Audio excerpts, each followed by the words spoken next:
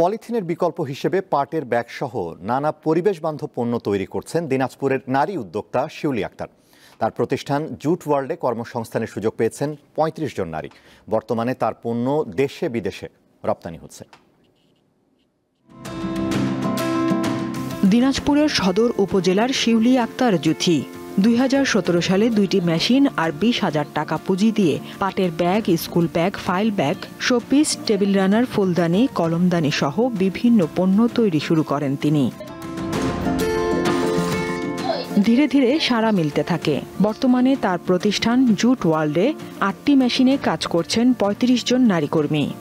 তো নেশা ছিল ছোটবেলা থেকে আমি পাট নিয়ে কাজ করব। তো সেই পাটের প্রতি নেশা যেহেতু আমার ছিল, তো আমি বাসায় যে চালের বস্তাগুলো ছিল সেই চালের বস্তাগুলো কেটে কেটে ছোট ছোট করে হ্যান্ড পার্স বানাতাম, সাইড ব্যাগ বানাতাম। তবে শুরুটা সহজ ছিল না। ২০০৩ সালে সাভারে তার বিয়ে হয়। এর কিছুদিন পরই সংসারে সমস্যার সৃষ্টি হয় এবং তিনি ডিভোর্স নেন। এরপর নিজের জীবন গড়তে উদ্যোক্তা হওয়ার পরিকল্পনা করেন জুথি। সাভারে যুব উন্নয়ন কেন্দ্রে পাটের পণ্য তৈরির ওপর প্রশিক্ষণ নেন।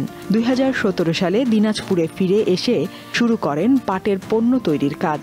আগে আমরা বেকার তো বসে থাকতাম, এখন কিছু টাকা আমরা ইনকাম করি। আমি পড়াশোনার পাশাপাশি এখানে আসি, কাজ শিখি। হ্যান্ডব্যাগের কাজ শিখছি, সেলাইয়ের মেশিনের কাজ শিখছি। শিউলির কাজে গর্বিত তার পরিবার। আমার মেয়েকে আমি বাল্যবিবাহ দিয়েছিলাম ছোটবেলায়। তারপরে লেখাপড়ার পাশাপাশি দিনাজপুরে যুব উন্নয়ন থেকে ট্রেনিং দেয়। নতুন উদ্যোক্তাদের প্রশিক্ষণ ও স্বল্প সুদে ঋণ দিয়ে বেকার যুবকদের কর্মসংস্থান সৃষ্টি করছে যুব উন্নয়ন অধিদপ্তর। যেহেতু এটা একটা অফলাইন ট্র্যাক, এটিতে লাভ কম কিন্তু পরিশ্রম বেশি, তো ছেলে মেয়েদেরকে আমরা উৎসাহিত করবার চেষ্টা করেছি।